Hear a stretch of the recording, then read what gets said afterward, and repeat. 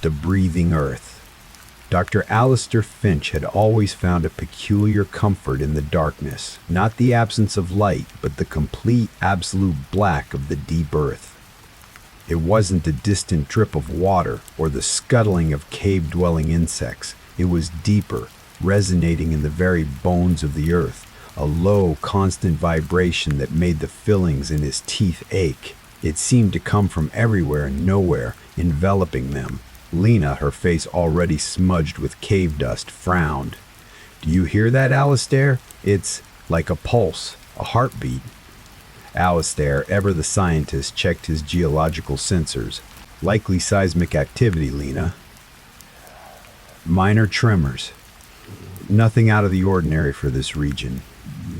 But his readings remained stable, stubbornly refusing to confirm his rationalization. The hum persisted, a constant underlying rhythm beneath the usual sounds of the cave. Then came the cold spots, patches of air deep within the passages that would suddenly drop several degrees, chilling them to the bone even with their insulated gear. The hairs on Alistair's arms would prickle, a sensation that made him glance around nervously. He'd checked their thermal readings, no logical explanation. He blamed localized drafts, a quirk of air currents in the complex cave system. But an unsettling sense of an unseen presence began to take root, a feeling of being watched, a pervasive, cold gaze emanating from the impenetrable darkness beyond their headlamp beams. Rajesh and Kumar, usually stoic, would occasionally shiver, their eyes darting into the shadows, muttering soft prayers in Kannada. The first truly unsettling incident involved their gear. They had meticulously arranged their ropes, carabiners, and climbing tools at a designated staging area at the entrance to a narrow, unexplored fissure they called the Serpent's Mouth. After a brief rest, they returned to find a coil of their primary rope subtly rearranged. Not untied, not damaged, just shifted. A faint, almost imperceptible indentation, like a finger tracing a path, was visible on the muddy ground beside it. Alistair dismissed it as a rockfall, a stray bat, but a small seed of unease was planted. He tried to rationalize it. The cave settling, their own minds playing tricks in the isolated darkness, but the feeling of being watched, the persistent chill emanating from the unlit passages, was harder to dismiss. He found himself unconsciously averting his gaze from particularly dark recesses, as if avoiding an unblinking eye. He started keeping his personal knife unclipped from his belt, its hilt warm in his palm, not for self-defense against animals, but for something else, something he couldn't name. As a seasoned speleologist, a man who had dedicated his life to the silent ancient world beneath the surface, he thrived on the challenge of uncharted caves. His mind, honed by years of meticulous surveying and geological analysis, sought logic even in the most bewildering formations. One night, around 0300 hours, as they bivouacked in a small, relatively dry chamber, Alistair heard it, a faint, almost subliminal whisper. It was too soft to discern words, but it seemed to emanate from the very rock walls around them, a sighing, mournful sound, like wind through deep chasms, but with an underlying cadence that felt strangely human. He froze, listening intently. Lena, huddled in her sleeping bag, stirred restlessly. "Ide!" Rajesh and Kumar were silent, their breathing shallow. Nothing, just the pervasive thrum and the rhythmic drip of water. He dismissed it as echoes, a trick of the acoustics in the vast cave. But his sleep grew restless.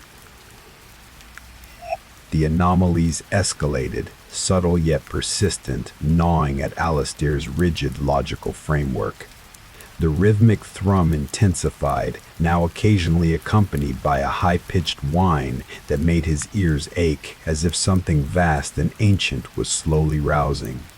The cold spots intensified, now accompanied by a faint, cloying sweetness, like lilies left too long in stagnant water, a scent that would suddenly fill the air before dissipating.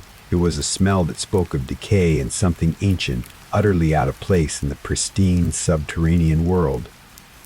The whispers grew louder, clearer. They were no longer indistinct murmurs. They were voices, direct, personal, calling out fragmented phrases in what sounded like ancient Kannada or a language even older, forgotten by time, but the tone was clear, pleading, despairing, sometimes angry, and occasionally a word or two in a chillingly precise, accented English. Cold, below, lost, find us, sleep with us, is.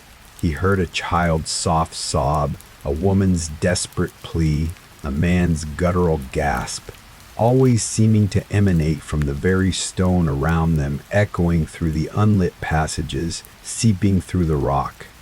He'd pause his exploration, straining his ears, but they would always fade, replaced by the omnipresent thrum of the earth.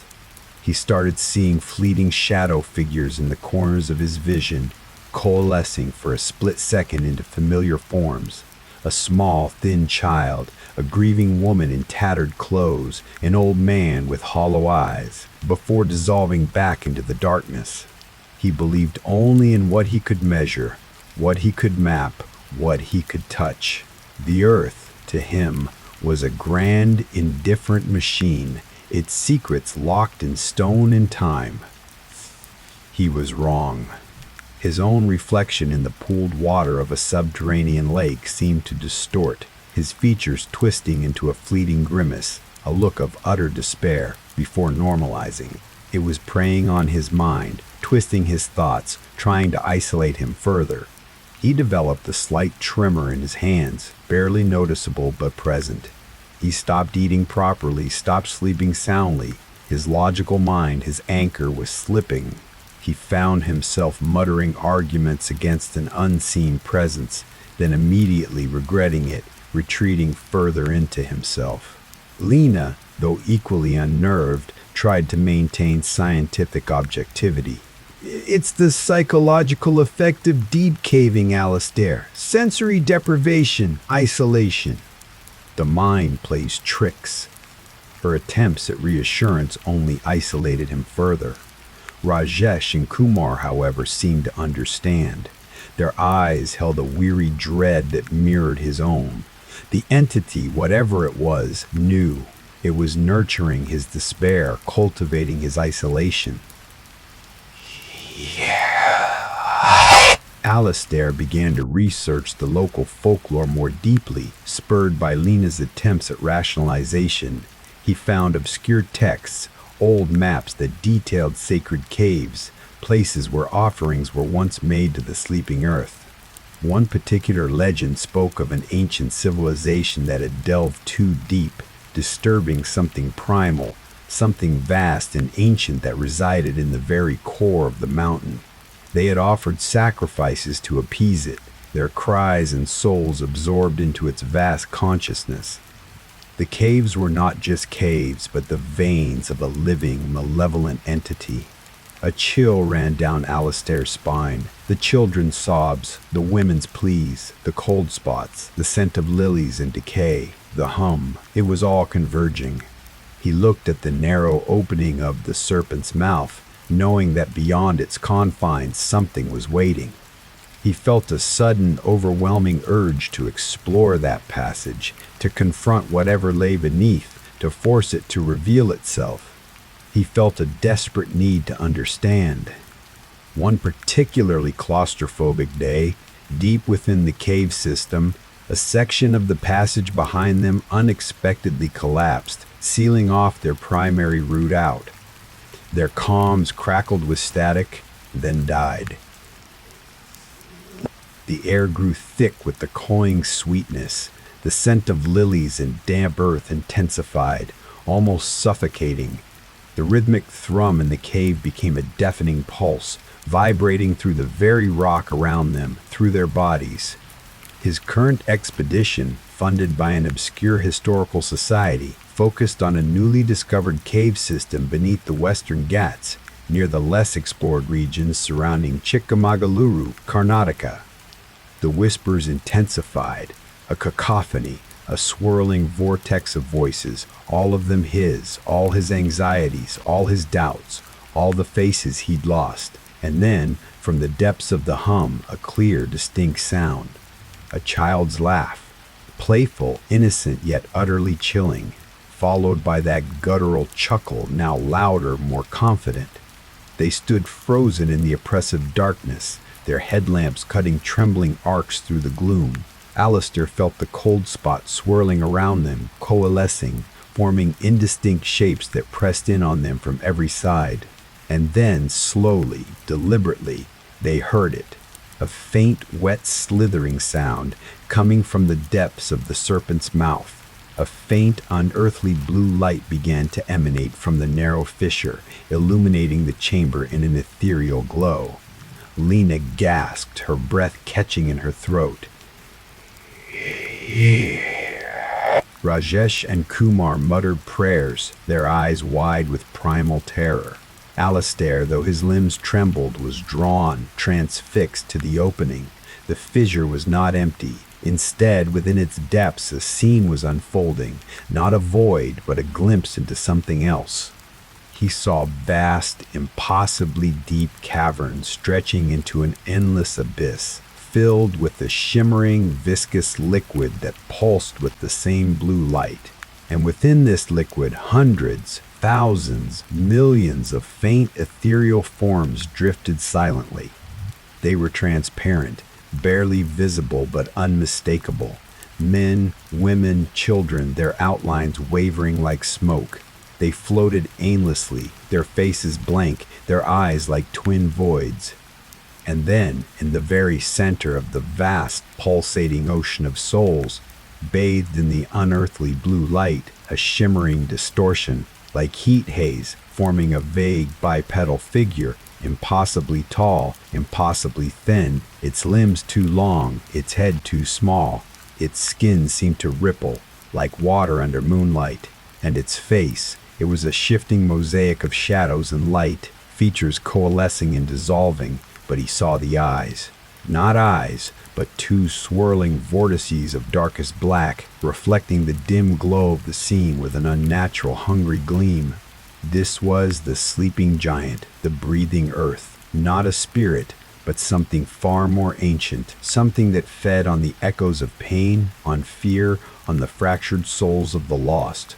It was the collective anguish of all those lost souls, trapped and assimilated, forming a singular, hungry entity. The creature reached out, its impossibly long, slender fingers hovering over one of the ethereal figures of a small child, drifting nearby. It didn't touch, it merely beckoned.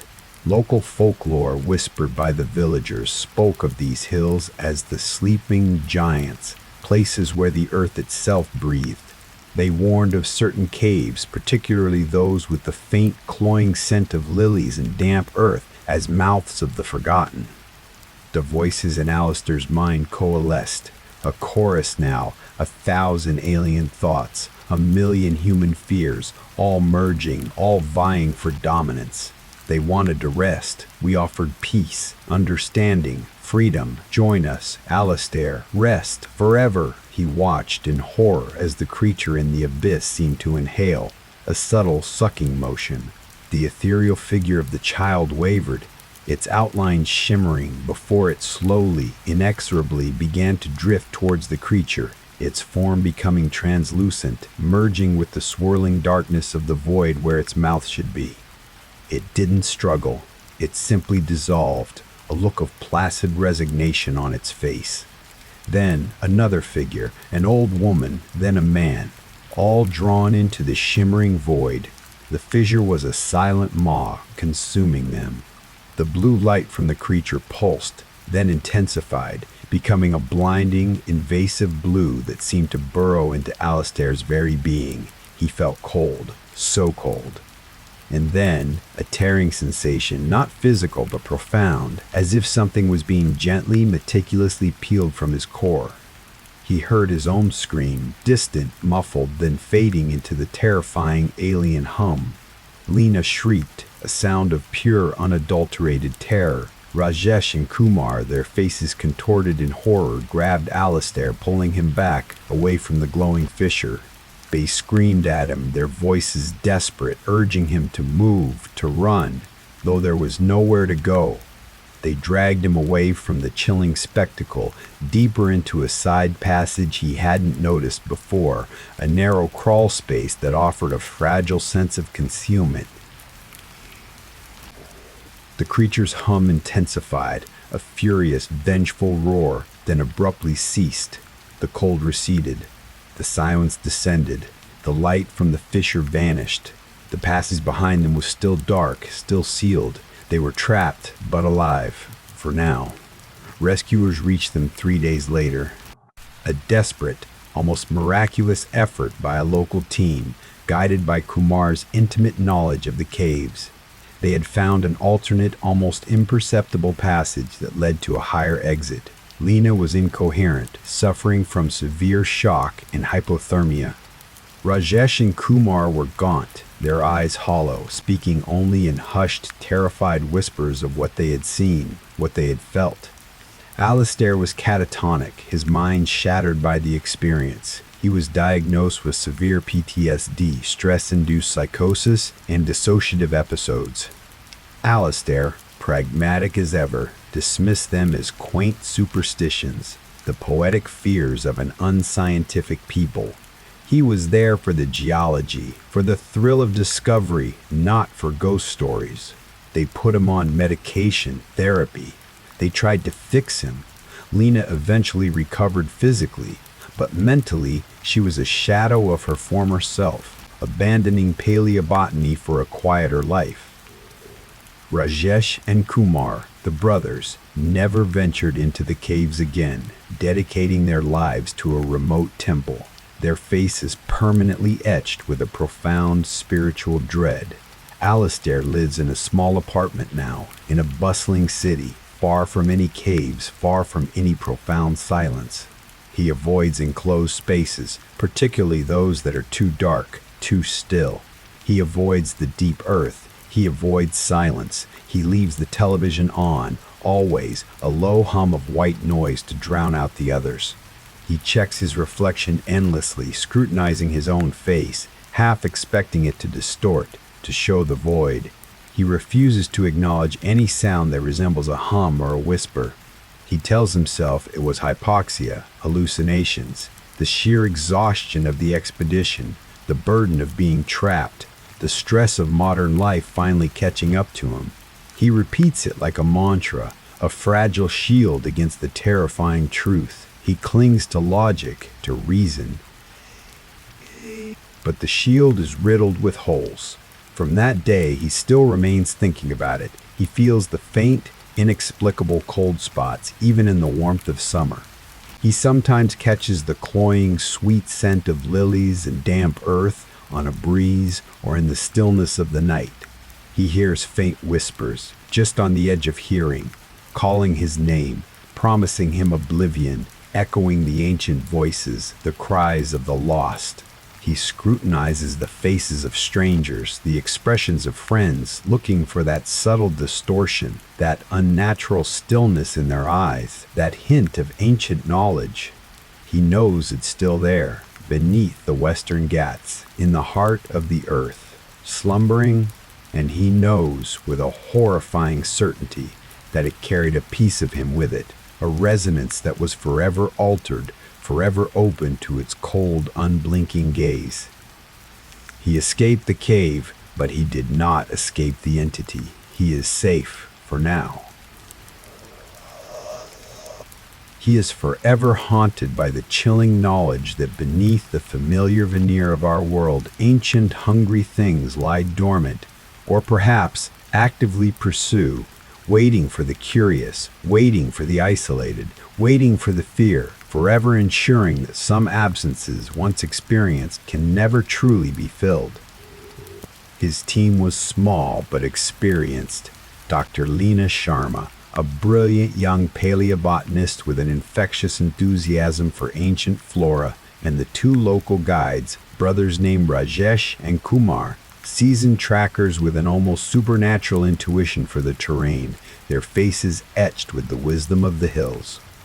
And he will always wonder what stories it now whispers from the stone, what souls it now assimilates, and if, one day, the earth will truly awaken and its vast, hungry maw will open once more, inviting him to join the forgotten in their endless, silent rest.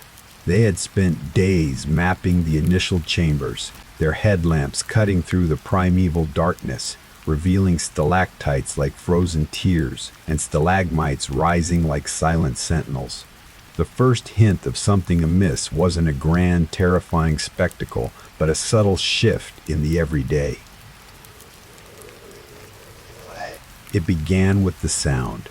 It started subtly, as these things always do, like a barely perceptible tremor in the familiar melody of their descent.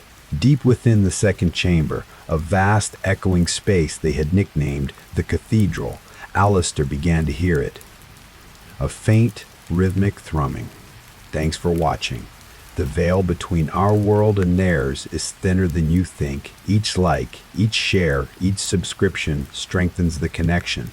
Feed the channel before it feeds on you.